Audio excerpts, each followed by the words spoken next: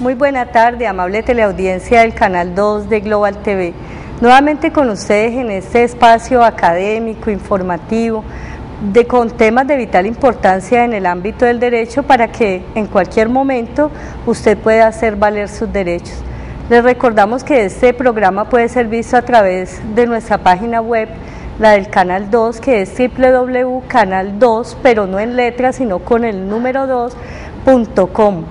Y también nos pueden escribir al correo susderechos@yahoo.es o seguirnos a través del Twitter en esta misma dirección. También pueden reservar sus citas cuando requieran de una consulta personalizada y lo pueden hacer a través de los teléfonos que permanentemente están apareciendo en pantalla, y allí aparece también la dirección de nuestra oficina. Les recordamos también que hay una franja de participación a la comunidad para que finalizando el programa, si lo considera, pueda llamar a través del 558-5312 y nos formule una pregunta referente al tema que estemos abordando. O si lo prefiere, pues como ya lo manifesté, nos hacen la consulta o se reservan su cita. Este programa va a ser retransmitido durante esta semana el martes y el jueves a las 9 de la mañana y el domingo a las 11 de la noche. Lastimosamente hoy no trajimos la fotografía de nuestro amigo el señor Gustavo Patiño Vázquez, pero les volvemos a informar que continúa desaparecido. Hacemos votos porque vuelva él y todas las personas que bajo cualquier circunstancia estén desaparecidos al seno de su hogar. Al señor, si de pronto saben de su paradero, pueden comunicarse con el señor Carlos Gustavo Patiño Ospina al 314-654-7696. Doctor Mauricio, muy buena tarde, le doy la bienvenida a este conversatorio y bueno, puede haga la presentación de este programa. Gracias, doctora Aidaluz, a usted y nuevamente a la amable teleaudiencia que nos observa en vivo y en directo a través de este operador de cable Global TV Comunicaciones en el Canal 2. Bueno, nosotros en el pasado conversatorio abordamos el tema respecto al matrimonio civil y aquellas nulidades que puede derivar o causales de divorcio que pueden invocarse dentro de un proceso contencioso. También hicimos mención respecto a que si los contrayentes están de mutuo acuerdo, pues puede recurrirse a un trámite notarial que comúnmente es denominado como divorcio exprés y en el cual podrán aquellas personas que hayan contraído ese rito civil pues cesar totalmente las obligaciones recíprocas que surgen al momento de contraer el matrimonio. Ese fue el tema fundamentalmente que tratamos y hoy abordaremos un tema fundamental para la comunidad en general y para la comunidad académica que también puede estar observando este programa, lo mismo a aquellos colegas abogados que se interesan por los temas que tratamos semanalmente en él. Hoy abordaremos el derecho laboral, básicamente iniciaremos este conversatorio de derecho laboral haciendo mención a los contratos de trabajo. Por eso, doctora Aidaluz, es importante definir o establecer cómo define el Código Sustantivo del Trabajo el contrato de trabajo. Claro que sí. Pues antes de hacer la definición es preciso informarles que quien regula las obligaciones o los derechos relacionados o derivados de un contrato de trabajo es el Código Laboral, que básicamente busca como mantener las relaciones en un, digamos que dentro de un espíritu de coordinación económica y de equilibrio social entre trabajadores o patronos o empleadores, o sea, entre esas dos partes, patronos, trabajadores, que pues anteriormente se llamaban patronos, hoy en día hablamos de empleadores. Entonces, este código laboral es muy proteccionista al trabajador, básicamente sin decir pues que se van a desconocer los derechos de los empleadores, lo que busca es propender por mantener o regular más las relaciones del trabajador, porque se entiende que es la persona que está, digamos, en desequilibrio o desventaja, entre comillas, con respecto al trabajador, al patrón, perdón, o empleador, que es quien pues tiene las mayores garantías.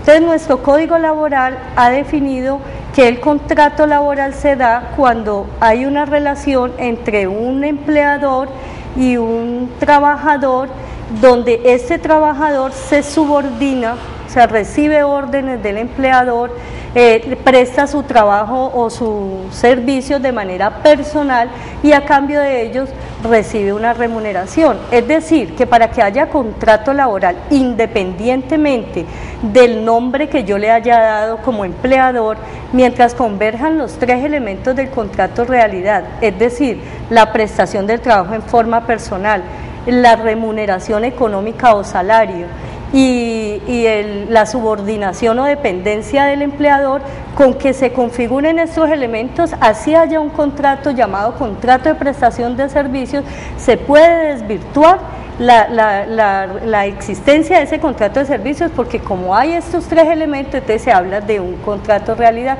Y en eso la Corte Constitucional, doctor Mauricio, ha sido muy reiterativa y hay sendos fallos donde se ha podido, y valga la redundancia, fallar a favor de trabajadores cuando se ha demostrado que pese a que existe un contrato que se llama como tal contrato de prestación de servicios, se ha podido demostrar sumariamente que ahí es una relación de índole laboral por la convergencia de estos tres elementos.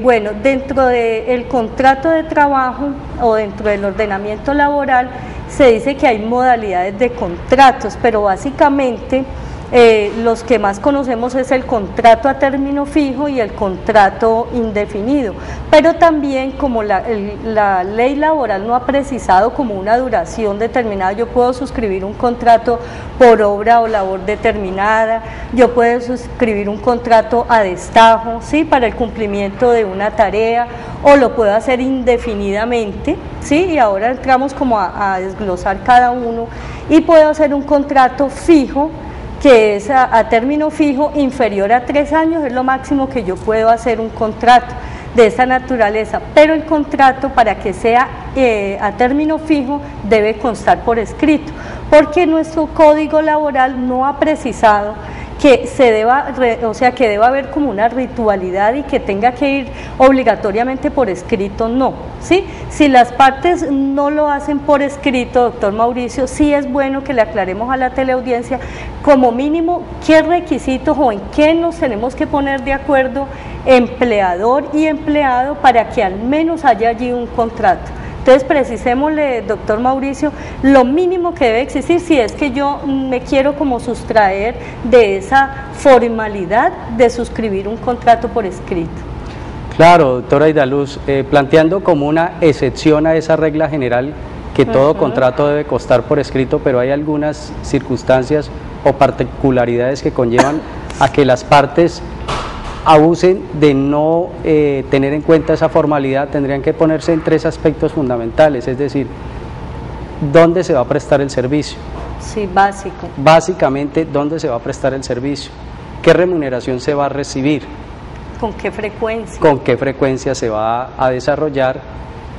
Y el tiempo que se va a utilizar. Recuerde, la actividad, doctor, la actividad es importante definirla, porque y vamos encontrando una serie de elementos que sería difícilmente que una persona los percibiera y los acordara de manera informal, y lo que conllevaría más adelante sería declarar la existencia de un contrato, como usted lo ha establecido, un contrato, porque hay una presunción de realidad frente a lo que una actividad desarrolla o una persona desarrolla. Entonces, como mínimo deberían estar esos elementos que hemos señalado y citado anticipadamente para que dos personas puedan tener ese acuerdo de voluntades denominado contrato, pero que los llevará a decir hay un contrato entre los dos y podrán hacerse valer recíprocamente esas obligaciones.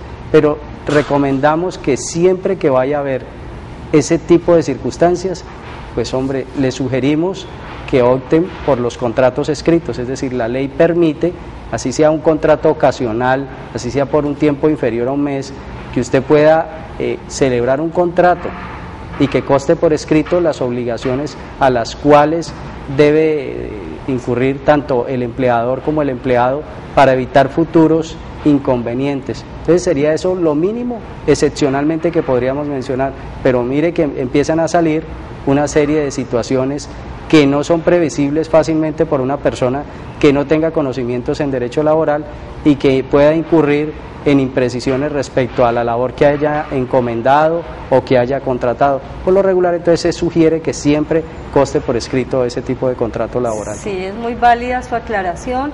También yo quiero hacer aquí como una especie de paralelo con lo que ha definido el Código Civil, aunque estamos ya en el terreno laboral, respecto a lo que es la contratación o lo que es el contrato.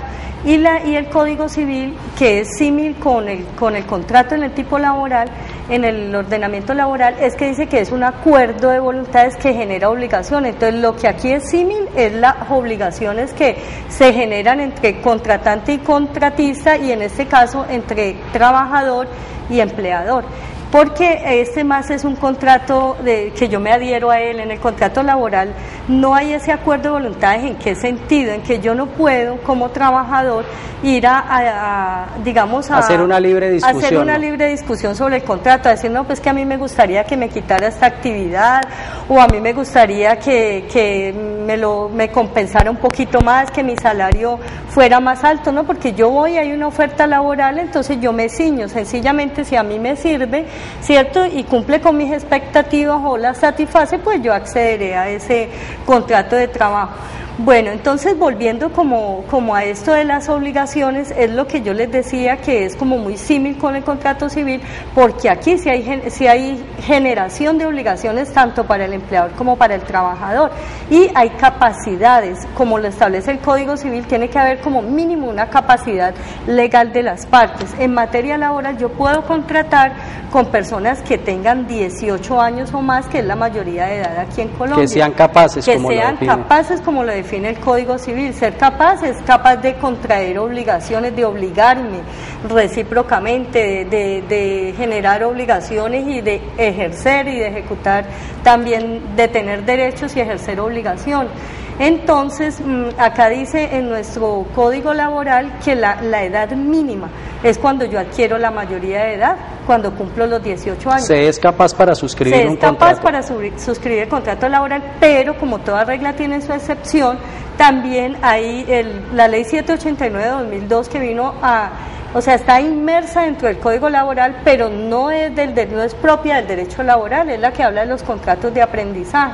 Entonces aquí yo puedo contratar... Introdujo una nueva figura. Sí, introdujo la figura que es el contrato de aprendizaje, pero que sin generarse allí una obligación laboral, porque yo contrato con un joven, un hombre o mujer que esté en el último año de su fase lectiva, o los 2 últimos años en el bachillerato, o si ya lo voy a hacer en la fase tecnológica, una persona que esté estudiando en el SENA, inclusive en las universidades, cuando se requiere pues de la práctica se suscribe un contrato de aprendizaje, pero ese contrato, pese a que está allí inmerso en el Código Laboral solamente como para definirlo, no genera pues obligaciones derivadas del tipo laboral. Pero aquí sí hay la excepción, que si yo voy a contratar con un joven que está le falta un año para graduarse, pues entenderá que si es en educación de la jornada diurna son menores de edad, entonces allí sí habría esa excepción y yo contrataría con ese estudiante con un contrato de prestación de aprendizaje, perdón. Pero también yo puedo solicitar un permiso, sí, como padre ante el Ministerio de la Protección Social, dándole yo el permiso a mi hijo para que labore, pero ya será bajo unas condiciones pues diferentes a las que tendría un trabajador adulto, es decir, que la jornada laboral de un menor de edad no podrá ser igual a 8 horas que normalmente trabaja una persona diariamente, una persona capaz, es decir, de 18 años en adelante, ni este menor podrá tampoco realizar actividades pues que son, digamos, fuertes para ellos. No podrá ser un joven empleado, por ejemplo, en minas o en socavones, o no podrá trabajar en actividades de alto riesgo, pero es previa la autorización del Ministerio de la Protección. Yo, empleador, no puedo ir contratando arbitrariamente a un joven de 16 o de 17 años sin que me dé la autorización del Ministerio, porque eso me puede traer pues sanciones a mí, no solamente en materia pues laboral, sino que también pecuniariamente puedo ser objeto de sanciones, y en ese caso de oficio las puede inclusive ordenar la regional del Ministerio de la Protección Social. Bueno, entonces ya estableciendo esas capacidades y todo, yo voy y me contratan en una empresa y entonces miramos la modalidad de contratación. Yo, empleador, no estoy obligado a celebrar un contrato indefinido con una persona, a menos que yo libre y voluntariamente lo quiera hacer, porque ya es una persona que la conozco, ya viene referenciada, o tiene una hoja de vida pues intachable y el perfil se ajusta a los requerimientos de la empresa. Yo puedo suscribir un contrato a término fijo inferior a un año, por ejemplo. Lo importante aquí es que si yo lo voy a celebrar fijo inferior a un año, no puedo realizar más de 3 prórrogas al año. ¿Esto qué significa? El año tiene 12 meses. Si yo voy a suscribir un contrato laboral fijo inferior a un año, entonces el primero lo haré por 4 meses, ¿sí? Ese sería el inicial. Si lo quiero volver a prorrogar, entonces hago por otros 3 meses. Y finalmente, hasta completar un año, haría la tercera prórroga. Pero aquí lo delicado de los contratos a término fijo es que, si bien listo, tienen su periodo también, cierto, como de prueba, si lo podemos llamar así, también tienen un arma de doble filo, porque ¿qué sucede? Si yo suscribo un contrato con mi trabajador a 4 meses, que es el término inicial, pero resulta que a mí se me olvida informarle con 30 días de antelación que yo no quiero trabajar más con él, que yo no le voy a prorrogar su contrato, y me salto esa pequeña prevención, ese contrato se me prorrogará automáticamente por otros 4 meses. Entonces aquí el llamado a los empleadores y al trabajador también, que esté en esa modalidad, pero que también digamos que le resultó otra perspectiva de trabajo, que él la puede considerar mejor. Entonces lo importante aquí es que, faltándole un mes, 30 días, para que ese contrato se vaya a vencer, notifique por escrito. O sea, eso es de ambas partes, ¿no? En los dos sentidos. Si yo soy el empleador, entonces le comunico mediante una carta a mi trabajador y le digo: Pedrito Pérez, para informarle que su contrato se vence, por decir algo, el 30 de septiembre, entonces usted le avisará el 30 de agosto, o sea, con 30 días, para notificarle que su contrato próximo a vencerse el 30 de septiembre no le va a ser prorrogado. Ya, con esto el trabajador, que entiende que él va hasta el 30 de septiembre, que es la terminación de su contrato inicial.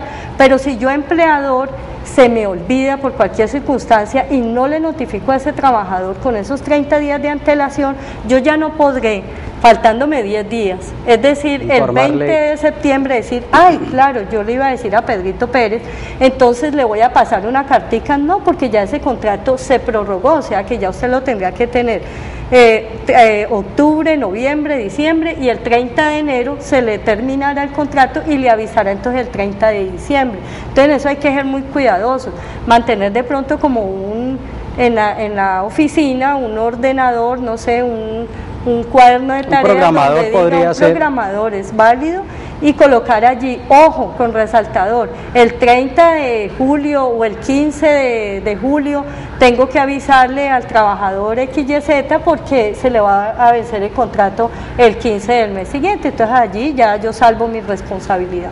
Y los contratos a término indefinido son, como su nombre los dice, indefinidos, independiente de la labor que sea.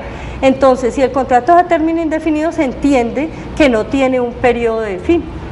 Entonces yo no tengo que estar, ay, me falta un mes o me faltan 30 días, no. Simplemente yo lo que hago es un periodo de prueba, y el periodo de prueba, pero no en los indefinidos, el indefinido va completo. En los fijos, si yo hago un periodo de prueba que no puede exceder la quinta parte del contrato inicial. Entonces ese de 4 meses, 4 meses son 4 por 3, 12, 120 días. La quinta parte serían, ¿qué? 25 días. Más o menos. Sí, aproximadamente serían 25 días el periodo de prueba. Entonces, en esos 25 días yo lo puedo dar por terminado antes de la prórroga. En ese caso sí lo puedo hacer. Entonces, por cualquiera de las partes. Entonces, suscribimos el contrato a 4 meses. Entonces, lo iniciamos. Y el periodo de prueba son 25 días, que es la quinta parte. Entonces, cualquiera de las partes dice, no satisface mis expectativas, este no es el contrato que yo quería, esta no es la empresa, o por parte del empleador, este no es el trabajador, no da el alcance de lo que la empresa está esperando que él dé.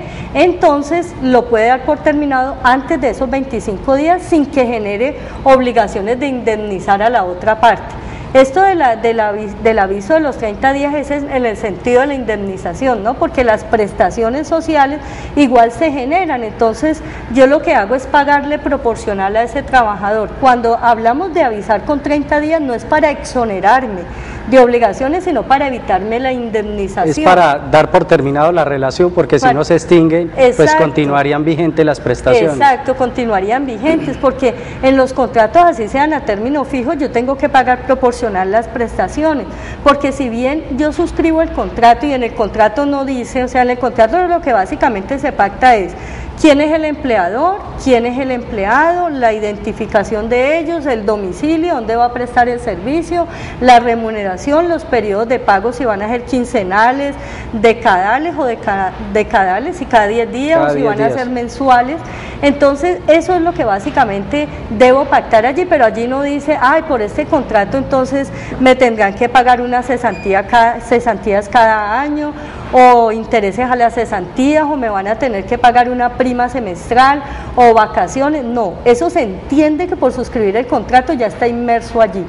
En este momento se abre la línea de participación, hoy es al 403-2726 que aparece en pantalla.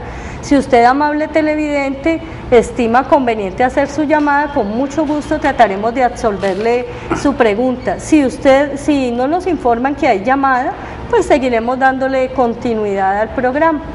Entonces continuamos pues con lo de los contratos a término fijo e indefinido, pero sí quiero hacer aquí una precisión, doctor Mauricio y amable teleaudiencia, es que cuando yo no suscribo contrato, y así lo ha dicho la ley, a pesar de que no me obliga a tener una formalidad como tal, si yo por lo menos no tengo claro que es un contrato a destajo o a obra o labor determinada, quiere decir que ese contrato, así sea verbal, se entiende que está surtido a término indefinido. Entonces ahí es donde vienen los dolores de cabeza, porque a la consulta, por la informalidad, porque a la consulta le llega a uno mucha gente, no, es que como yo no suscribí contrato de trabajo, no hay una formalidad, no hay por escrito nada, entonces yo presumo que no hay unas obligaciones derivadas porque no hay un contrato, pero resulta que sí lo hay. Yo sumariamente puedo demostrar, en el caso del trabajador, sumariamente puedo demostrar que yo sí iba allí, que cumplía con un horario, que ingresaba a las 8 de la mañana, por ejemplo, puedo tener testigos, puedo llevar mis recibos de pago de las quincenas, el aporte al sistema de seguridad social, bueno, una cantidad de cosas pues que todos los casos no son los mismos y cada persona tendrá pues unos documentos, unas pruebas diferentes. Lo que quiero significar es que el hecho de yo delegarle este contrato a la informalidad no significa que me exonere de unas obligaciones. Lo mismo el trabajador, ese trabajador que verbalmente contrató con el empleador y piensa que porque no hay un contrato formal escrito, entonces no hay contrato laboral. Bueno, amable teleaudiencia, por hoy se nos ha terminado el programa al aire, pues lastimosamente es un espacio un poco corto para un tema tan importante, pero que con la ayuda de Dios y con la sintonía de ustedes podremos llegar hasta sus hogares, hasta sus sitios de trabajo, el tiempo que Dios lo permita y ustedes también lo dispongan con su sintonía. Entonces, como en materia laboral es tan amplio el tema, entraremos en detalle pues con muchos más interrogantes o temas que son de vital importancia, y en el próximo conversatorio y en los que nos alcancen seguiremos pues definiendo temas más amplios al respecto. También nos faltaría precisarles lo que es el sistema de seguridad social en materia laboral y las obligaciones que se generan entre empleadores y trabajadores, las justas causas para dar por terminado un contrato de trabajo, todas esas obligaciones inherentes a nuestro ordenamiento laboral. Amable teleaudiencia, darles las gracias, decirles que estamos muy complacidos con la sintonía y con los mensajes que nos han llegado, no solamente de las personas que están en sus hogares, también de los que trabajan. Nos ha llamado la atención personas que están en el medio y pues nos han apoyado